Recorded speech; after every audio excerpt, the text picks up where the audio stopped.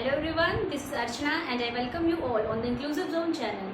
तो आज की वीडियो में हम पढ़ेंगे techniques of sampling. Techniques of sampling आपके रिसर्च इन एजुकेशन के यूनिट 6 के पार्ट बी में दिया हुआ है। एंड टेक्निक्स ऑफ सैम्पलिंग सिर्फ और सिर्फ पेपर 2 के लिए ही नहीं बल्कि research and teaching aptitude paper 1 के लिए भी उतना ही इम्पोर्टेंट है।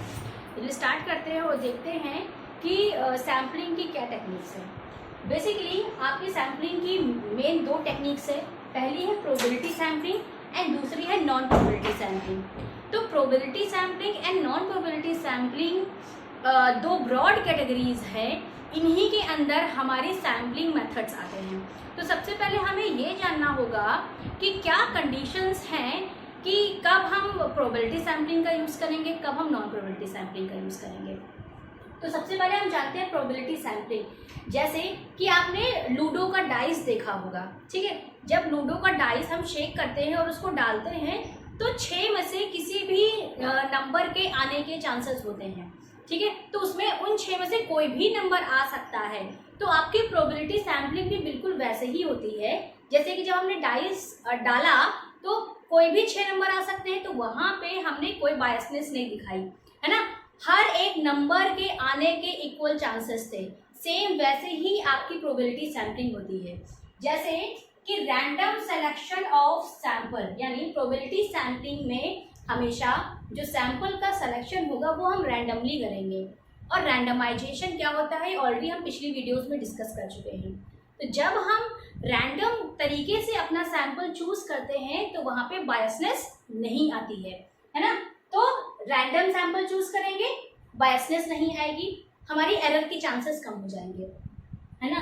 द नेक्स्ट पॉइंट है everyone in the sample has equal chance of getting selected, यानी कि हर एक सैंपल के इक्वल चांस होते हैं सिलेक्शन के, है ना। यही आपका रैंडमाइजेशन भी कहता है।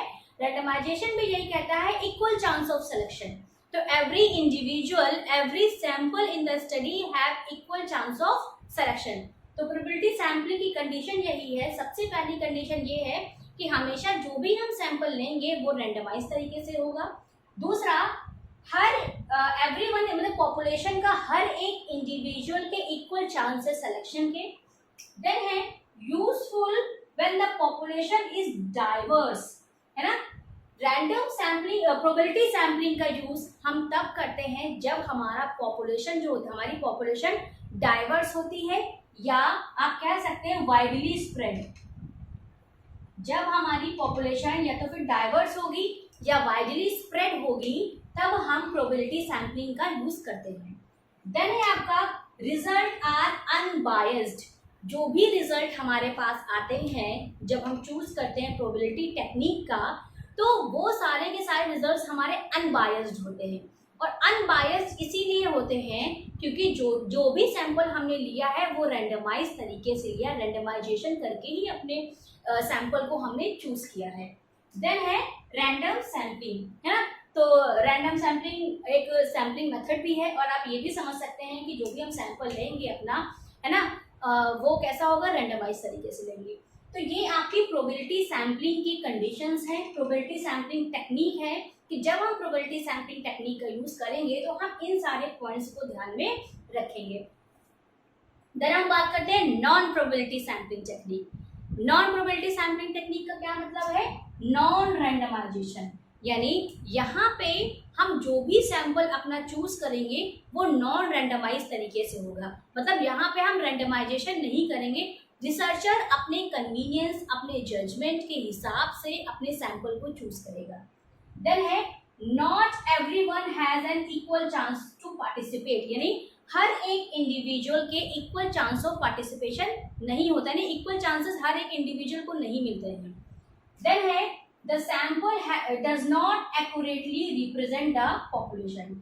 यहाँ जब हम नॉन रैंडमाइज तरीके से अपने सैंपल को चूज करेंगे तो जो भी हमारा सैंपल है, हमने सैंपल की जब डेफिनेशन पढ़ी थी तो हमने ये जाना था sample is the true representative of the population. तो जब हम नॉन प्रोबेबिलिटी सैम्पलिंग टेक्निक का यूज करते हैं तो सैंपल हमारी पॉपुलेशन को एक्यूरेटली सही तरीके से रिप्रेजेंट नहीं करता है। देन है बायस्ड, है, यहाँ पे रिसर्चर कहीं ना कहीं बायस्ड हो जाता है। देन है नॉन रैंडम सैम्पलिंग। तो यहाँ पे हम नॉन रैंडम तरीके से काम करते हैं, इसीलिए यहाँ पे हम नॉन रैंडम सैम्पलिंग का यूज करते हैं। तो ये है आपकी नॉन प्रोबेबिलिटी सैम्पलिंग, जहाँ पे हम नॉन रैंडमाइजेशन करते हैं। हर एक इंडिविजुअल के इक्वल चांस नहीं होते हैं सिलेक्शन के। सैंपल एक्यूरेटली पॉपुलेशन को रिप्रेजेंट नहीं करता है। यहाँ पे रिसर्चर बायस्ड होता है और नॉन रैंडम सैम्पलिंग। तो आई होप आपको probability sampling technique and non probability sampling technique की कंडीशंस आसानी से समझ में आई होंगी।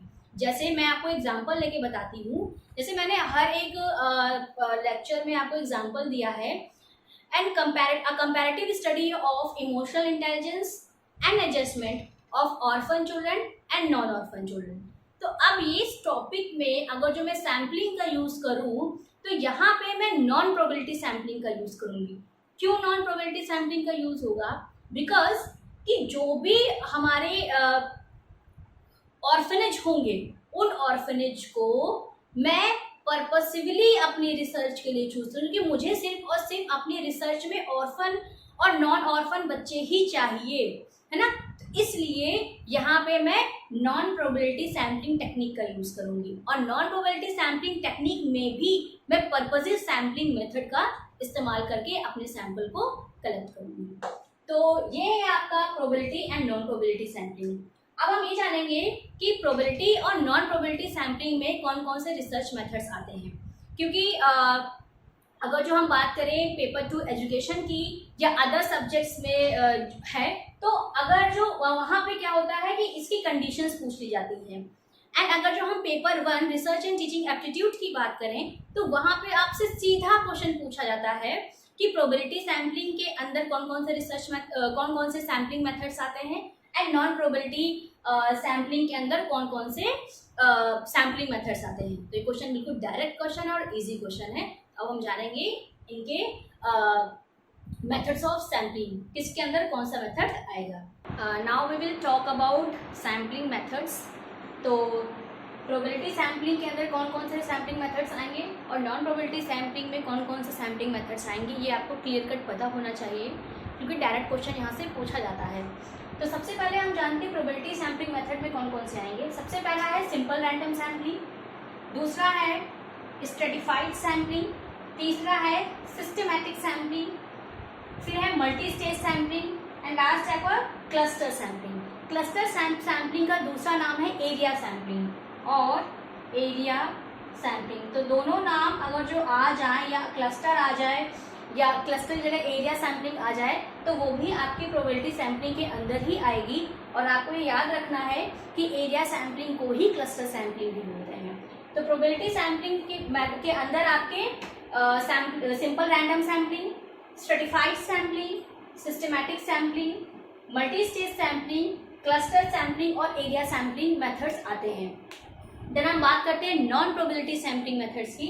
तो सबसे पहला है जजमेंटल सैम्पलिंग। जजमेंटल सैम्पलिंग को पर्पसिव सैम्पलिंग भी बोलते हैं और पर्पसिव सैम्पलिंग। तो ये दो जो नाम है आपको याद रखने हैं, पर्पसिव सैम्पलिंग मेथड, ठीक है। तो जजमेंट सैम्पलिंग का दूसरा नाम है पर्पसिव सैम्पलिंग मेथड। देन आपका quota sampling, convenience sampling. Convenience sampling को ही एक्सीडेंटल सैम्पलिंग भी बोलते हैं, मतलब एक्सीडेंटल सैम्पलिंग और कन्वीनियंस सैम्पलिंग दोनों एक ही हैं, लेकिन आप अलग अलग नाम याद रख लीजिए ताकि आपको क्वेश्चन करने में आसानी हो। तो फिर क्या है convenience sampling, snowball sampling. Snowball sampling को आप चेन सैम्पलिंग भी बोल सकते हो और चेन सैम्पलिंग क्योंकि इसमें चेन बनती है, चेन सैम्पलिंग। और फिर है आपकी एक्सीडेंटल सैम्पलिंग। एक्सीडेंटल सैम्पलिंग या कन्वीनियंस सैम्पलिंग को हैफाजर्ड सैम्पलिंग भी बोलते हैं और हैफाजर्ड सैम्पलिंग, ठीक है। तो ये आपके अलग अलग नाम हैं जो कि आपको याद रखने हैं। तो आपको ये जो कैटेगराइजेशन है सैम्पलिंग मेथड्स का, ये आसानी से ज़्यादा कुछ है नहीं, आपको याद रखना है, मेमोराइज करना है। तो आप मेमोराइज कर लीजिए अगर जो ना पता हो। और यहाँ से क्वेश्चन आपका गलत नहीं होना चाहिए क्योंकि डायरेक्ट क्वेश्चन आपसे यहाँ से पूछा जाता है। तो आई होप आज की क्लास आपको समझ में आई होगी। मिलते हैं नेक्स्ट वीडियो में फिर नेक्स्ट टॉपिक के साथ। नेक्स्ट टॉपिक में मैं आपको एक एक करके सारे सैम्पलिंग मेथड्स को विद एग्जांपल बताऊंगी, ताकि आपको इसकी डिटेलिंग भी पता हो कि कौन से सैम्पलिंग मेथड का हम कब यूज़ करते हैं, कौन कौन सी कंडीशंस हैं। ठीक है, तो थैंक यू वेरी मच।